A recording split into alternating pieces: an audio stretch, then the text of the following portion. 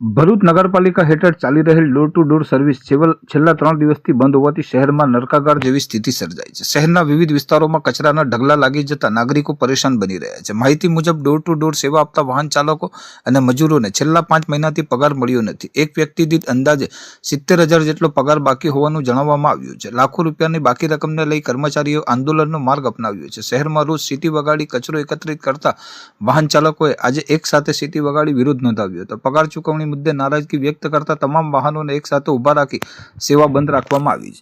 નગરપાલિકાએ કોન્ટ્રાક્ટરને ચૂકવણી કરી હોવાનો દાવો કર્યો છે, પરંતુ કોન્ટ્રાક્ટર દ્વારા કર્મચારીઓને પગાર ચૂકવવામાં નિષ્ફળતા દાખવતા વિવાદ વધુ ઉગ્ર બન્યો છે. નગરપાલિકાના અધિકારીઓ પર પણ કોન્ટ્રાક્ટરોને પ્રોત્સાહન આપવાના અને યોગ્ય દેખરેખ ન રાખવાના આક્ષેપ થઈ રહ્યા છે. પવિત્ર રમજાન માસના પ્રારંભથી જ આંદોલન શરૂ થતા મામલો વધુ સંવેદનશીલ બન્યો છે. શહેરમાં સ્વચ્છતા જળવાઈ રહે અને કર્મચારીઓને યોગ્ય હક મળે તે માટે તંત્ર તાત્કાલિક હસ્તક્ષેપ કરવાની માંગ ઉઠી છે. આ અંગે નગર સેવા સદનના ચીફ ઓફિસર હરેશ અગ્રવાલે ટેલિફોનિક વાતચીતમાં જણાવ્યું હતું કે કોન્ટ્રાક્ટરને સૂચના આપવામાં આવી છે.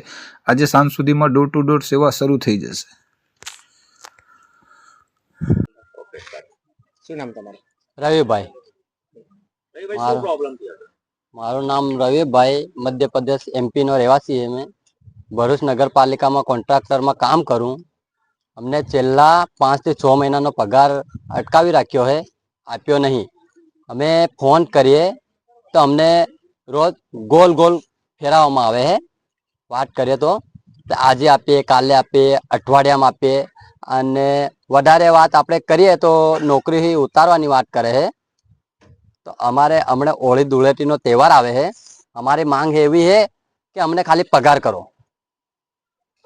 પગાર हमारा 40 લગભગ 32-33 ડ્રાઈવર है અને બધાનો પગાર હમણાં 5મો મહિનો ચાલે છે. 5 મહિના સુધી પગાર આપવામાં આવતો નહીં. નગરપાલિકા આયોજિત જે ડોર ટુ ડોર ની કામગીરી કરવામાં આવી રહી છે, ઘણા એવા કોન્ટ્રાક્ટરો બદલાઈ ગયા છે અને અત્યારે સીવીસી નામની એક એજન્સી કામ કરી રહી છે. પણ આજે નગરપાલિકાના આ ડોર ટુ ડોરના જે ટેમ્પાઓ છે, આપણા કેમેરામાં જોઈ રહ્યા છો કે આજે એમના પૈંડા થંભી ગયા છે.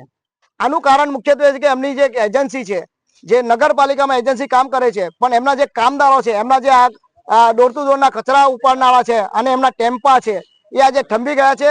એનું એક જ મુખ્ય કારણ છે કે એમને પેમેન્ટ મળ્યું નથી અને પેમેન્ટ નગરપાલિકાને પૂછતા નગરપાલિકાએ પેમેન્ટ કોન્ટ્રાક્ટરને ચૂકવી દીધું છે એવું કહેવામાં આવે છે.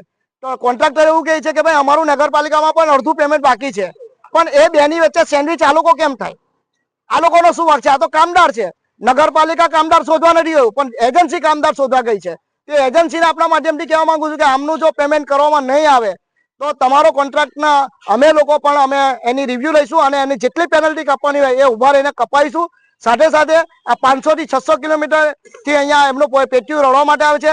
એમના બાળ બચ્ચા લઈને સમગ્ર પરિવાર ખુલ્લા આકાશમાં એ લોકો પોતાનું જીવન નીટાવે છે અને ભરૂચની સફાઈ કરે છે. જે કોન્ટ્રાક્ટર છે એમને 5 મહિનાનું જે પેમેન્ટ છે એ દિન 2 માં નહીં આપવામાં આવે તો કોન્ટ્રાક્ટર વિરુદ્ધ પર કાર્યવાહી કરવામાં આવશે અને નગરપાલિકામાં આ બધાને લઈને હલ્લાબોલ કરવામાં આવશે.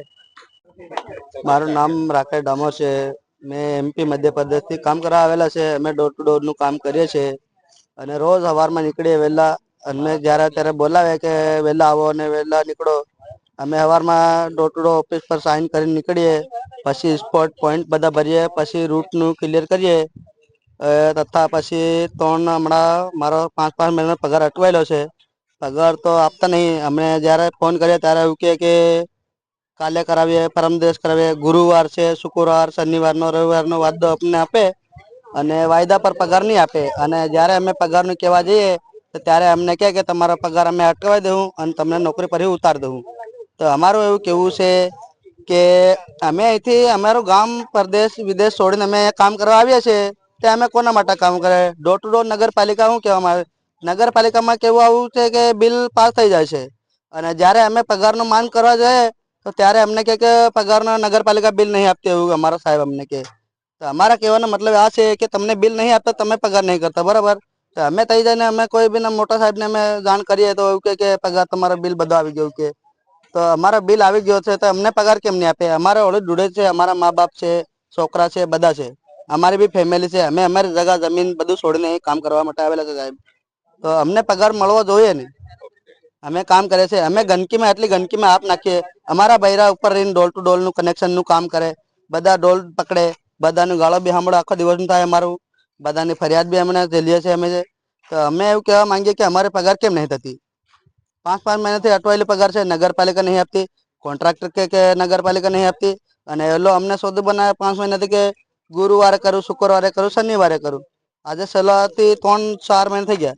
એકવાર પગાર આપી એના પછી 5 મહિના બીજા થઈ ગયા, તો પગાર આપતા નહીં અમને સાહેબ.